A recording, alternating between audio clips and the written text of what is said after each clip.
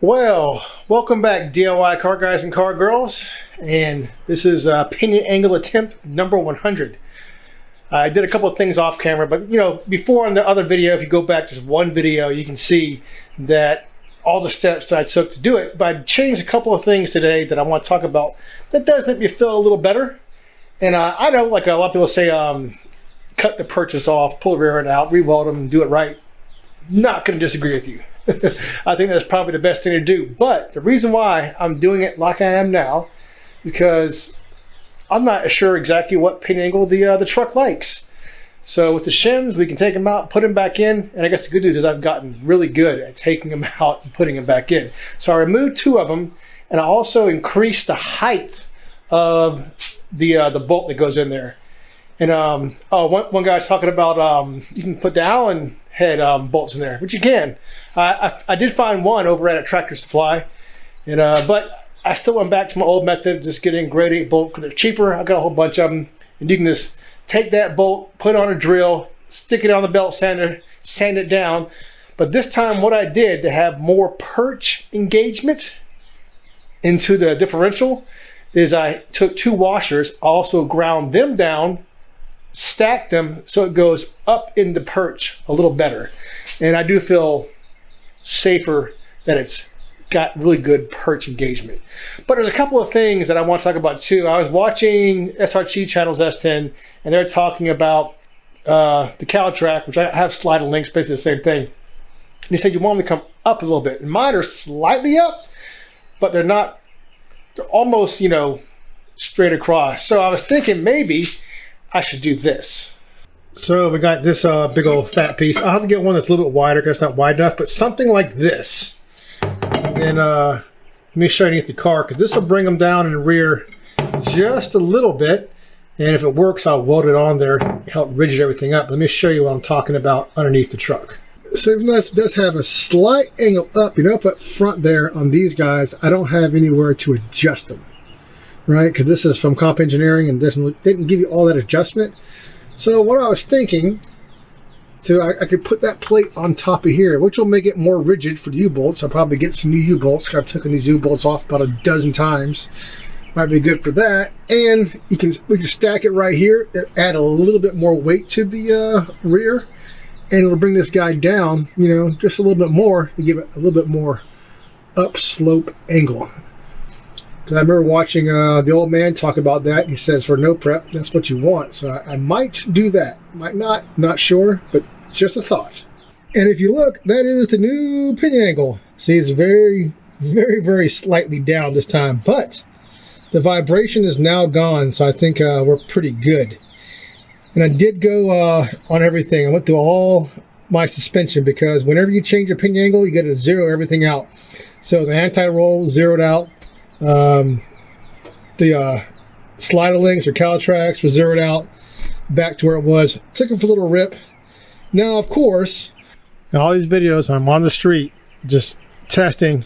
Nittos is what I'm using, and if anyone knows, Nittos is not really the best tire to test out on the street for you want to get a hook.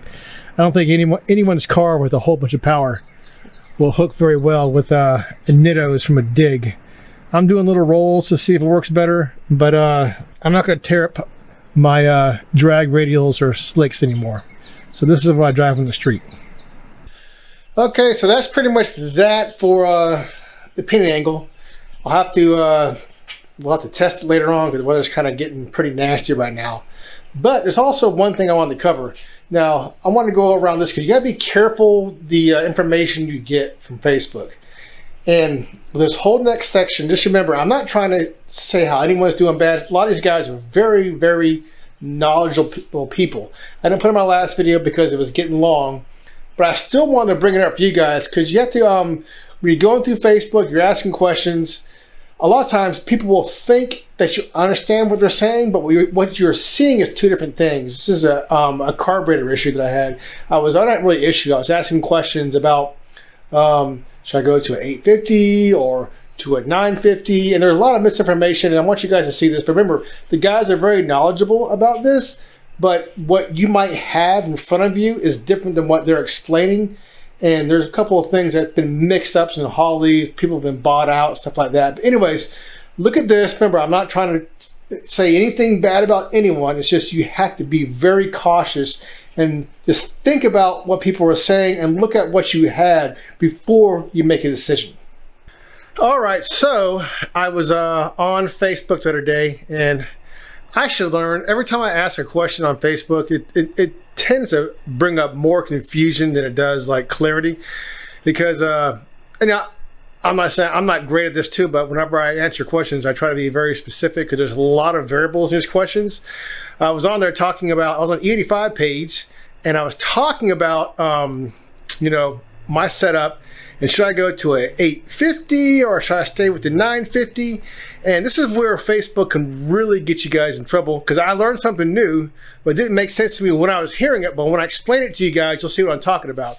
So I asked them about that, and some guys are like, oh, well, the 950 Hollies are actually, you know, smaller than the 850 Hollies because the Venturi is the same size as a 750 carburetor, and it's an 850 base plate.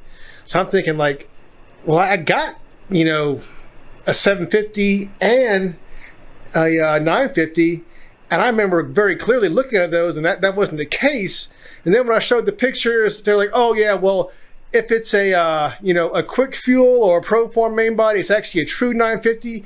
And that's the things I'm talking about. It's like, you know, it's really easy to get very screwed up, and then that guy's like, oh, let the car builder, like, you know, choose your size. And I said, well, the only way to really choose the size is on a dyno, because you're going to read the CFM and how much is coming through the engine. That's the only way you can really know how big the carburetor is, which I still agree. But there is, you know, builders who are very knowledgeable. They know, like, oh, that setup, I know exactly what's going to work on it. So after all that hoopla, you know, since Holly bought Proform, and well, not Proform, since Holly bought Quick Fuel, it's pretty much a clusterfuck on what the sizes are going to be.